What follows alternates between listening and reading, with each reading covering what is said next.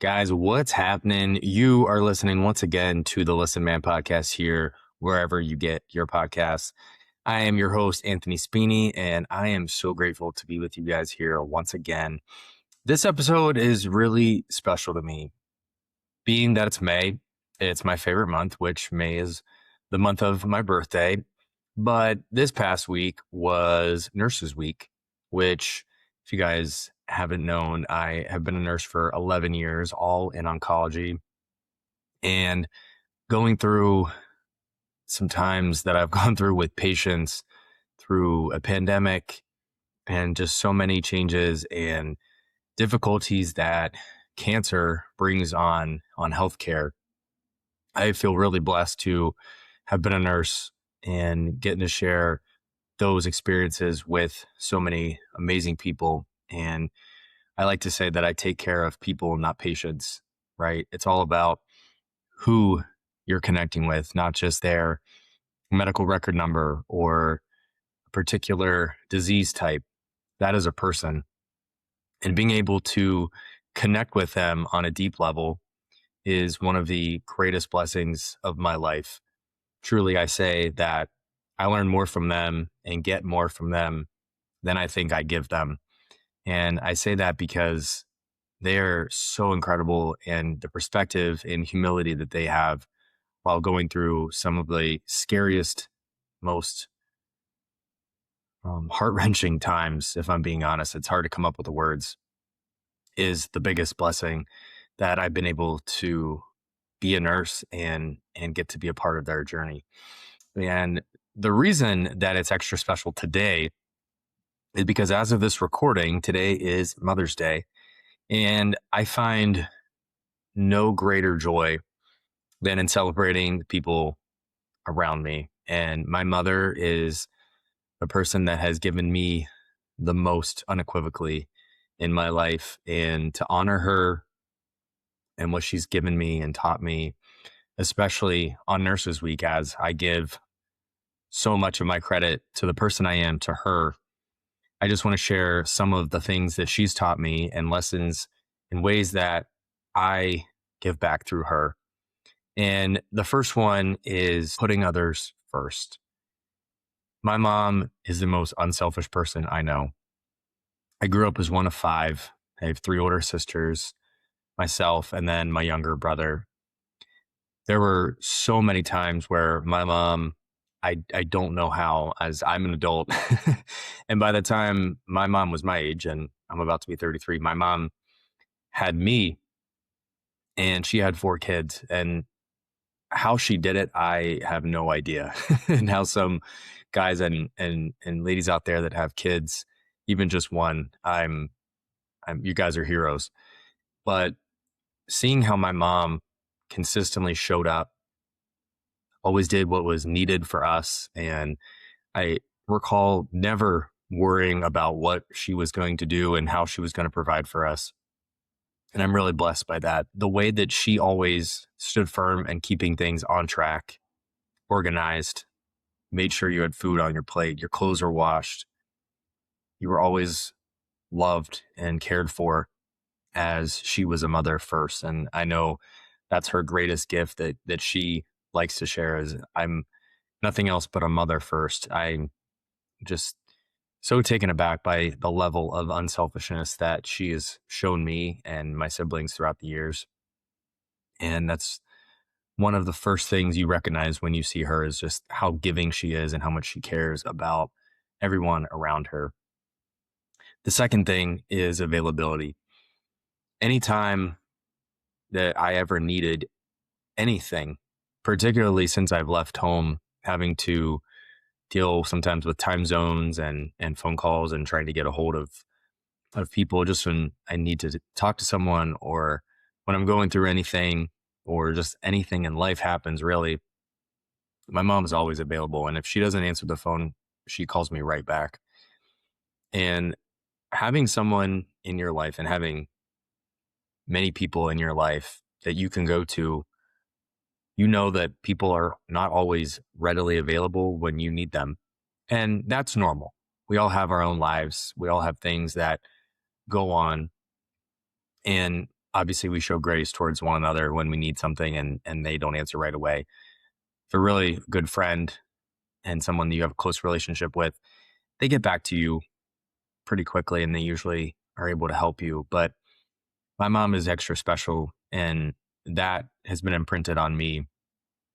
Being available for friends, for siblings, and anyone who really needs help, that's something that I've taken from her, as being ready, as being willing to throw my hat in the ring and give what anyone needs when they need help. Being willing, always being ready, and having that trust builds safety within me.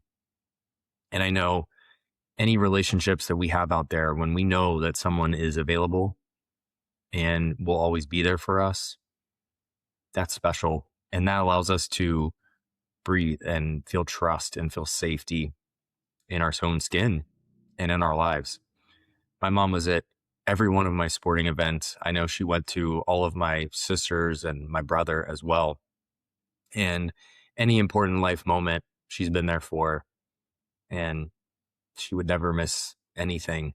She would always be there cheering, just being present. And I know no matter what I did, she would always show me love and be there no matter what, even if it was a bad game or I was disappointed in my performance when I played baseball growing up. She was always there to support and offer help and advice as a mother would, knowing that I was pushing myself to be the best that I could be. She was always there right alongside me. And having that person in your life is really important. Having even just one lets you know that you're important and you're worthy and that you won't go alone. You're never walking alone. The last thing out of the many things that I could share is listening. I pride myself on being a good listener and being an open minded individual because I know that we have so many different walks of life that we come from. And talking about the divine masculine and divine feminine and where we come from on that spectrum, being a good listener and being open, even when you might have an ego and think that you know better, especially being a parent, is very difficult at times, especially when you've been maybe not in those exact situations, but when you've gone through life and understand that I might have a good perspective and I might be able to share something with you that I think you would benefit from, but instead sitting back and allowing, in this case, your child to do what they need to do in the world and trust that they will be okay and that you're always going to be there and available when they need you to.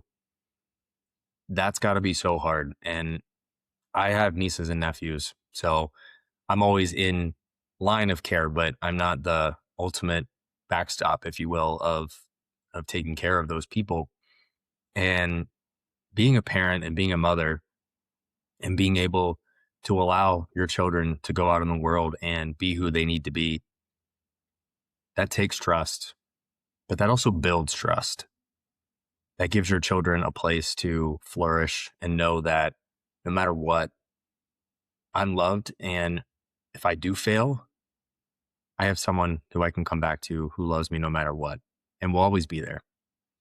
And having those things embedded in you as a person, that allows you to care more deeply for other people. I give my credit to being a nurse, a lot of it to what I went through with my grandfather growing up. One of the biggest lessons, though, is caring for others and putting others first. I learned that from my mom, learning how to talk to people, how to be kind, how to listen, how to get on their level. That's something that my mom is so good at. And even to this day, we have so many conversations, and there's times where I'm kind of, rambling about different things that I have going on, and she listens. And just knowing that she's on the other end of the line, having that person there who's not judging, who only wants to see you succeed, but will be there if you do fail. That's so comforting. And I'm so blessed and lucky to have that in my life. The bonus that I give here, and again, I could keep going on and on and on about my mom, is that I am enough. I've made mistakes, as we all have, and I've been through some dark paths recently. If you know me, and we've had some personal conversations I haven't always shared here, but it's been a tough year. And being to where I'm at right now took a lot of self forgiveness as I went through periods of a lot of guilt and shame. And when you have people that you're showing up for and you feel you owe your life to, and you fail, there's a lot of underlying guilt that you have. And I went through a really rough period, as I mentioned before, trying to maintain and be on my own path, as again, being in the line of caregiving for other people. Because if you don't take care of yourself, you're not going to be able to sufficiently care for others. And my mom was there every single day, checking in on me, calling me, texting me, whatever it took. Or if I said I wasn't in a place to talk that day, allowing me to come back when I was ready.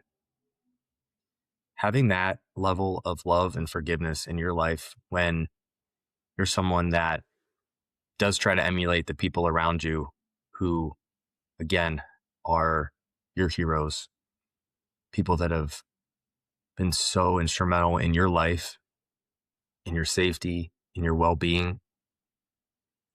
And they're still willing to look at you and say, I love you. You're enough. You will always be enough to me. That's something that no one can ever take away. And having a parent that loves you so much and will be there no matter what, you can do anything in life.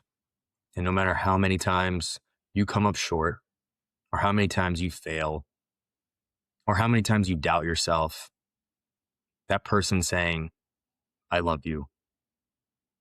I can't tell you how much that means and how many dark moments that has gotten me through in my life and my journey.